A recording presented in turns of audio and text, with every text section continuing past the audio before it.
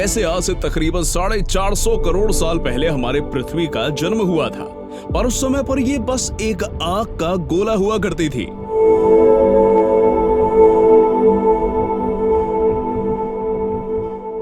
जो कि समय के साथ धीरे धीरे ठंडी हुई, जिसके बाद ही इस पर जीवन की शुरुआत हुई।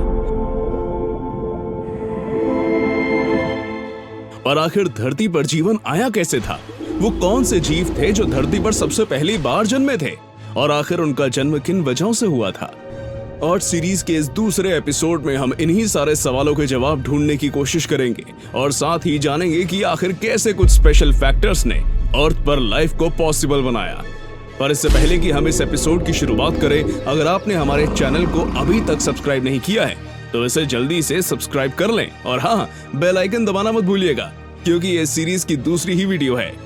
अभी आने वाले एपिसोड्स में हम डायनासोर्स के अंत, ह्यूमंस के आगमन और एलियंस की बातें भी करने वाले हैं। और ऐसे में अगर आप हमारे चैनल की नोटिफिकेशन ऑन रखते हैं तो आपको इन वीडियोस का आनंद लेने का मौका सबसे पहले मिल पाएगा। चलिए वीडियो की शुरुआत करें।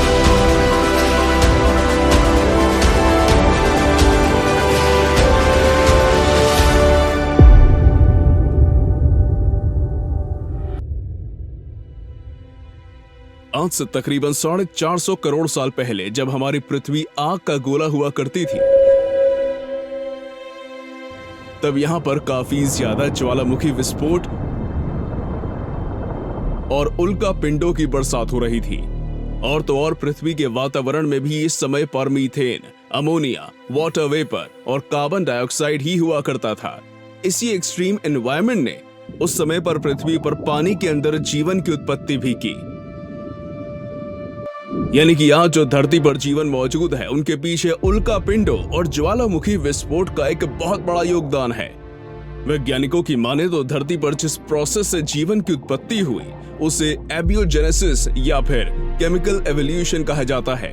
हालांकि इसके एग्जैक्ट डिटेल्स के बारे में तो उन्हें इतनी जानकारी नहीं है, लेकिन उन्होंने इस बारे में कई सारे हाइपोथेसिस दुनिया के सामने रखे हैं, जिसमें जो हाइपोथेसिस सबसे ज्यादा लोगों के द्वारा एक्सेप्ट किया जाता है वो ये है कि जो एमिनो एसिड्स, न्यूक्लियोटाइड्स तथा और भी ऑर्गेनिक मॉलिक्यूल्स जैसे लाइफ के इंपॉर्टेंट ब्लॉक्स का निर्माण धरती पर उत्पन्न हुआ, वो एक विशेष परिस्थिति के कारण हुआ था, जिसके बाद इन सब्सटेंसेस ने आपस में कंबाइन होकर एक सिंपल ऑर्गेनिक कंपाउंड का निर्माण किया था।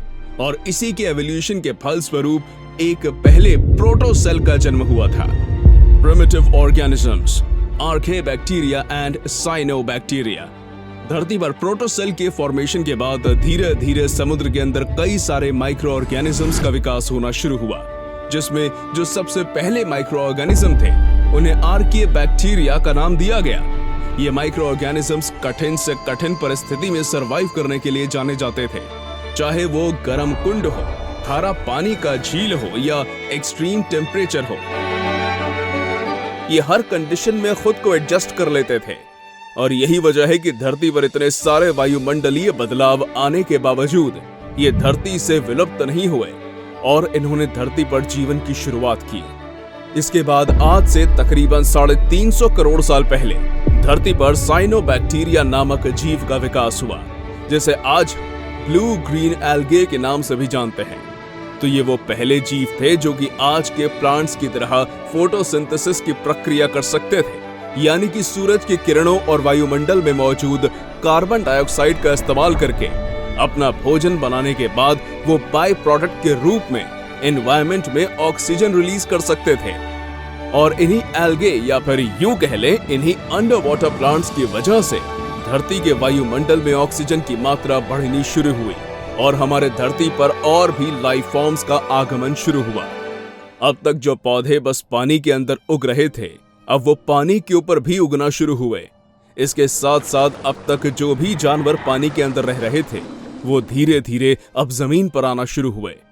धरती में निर्माण हुई ओजोन लेयर और बढ़ती ऑक्सीजन की मात्रा की वजह से इन जीवों का धरती का ऊपर भी रहना पॉसिबल होने लगा।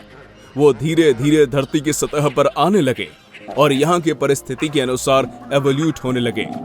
सिंगल सेल से शुरू हुई जीवन के इस चक्र में कई सारे मल्टी सेल्यूलर जीवों का जन्म होने लगा।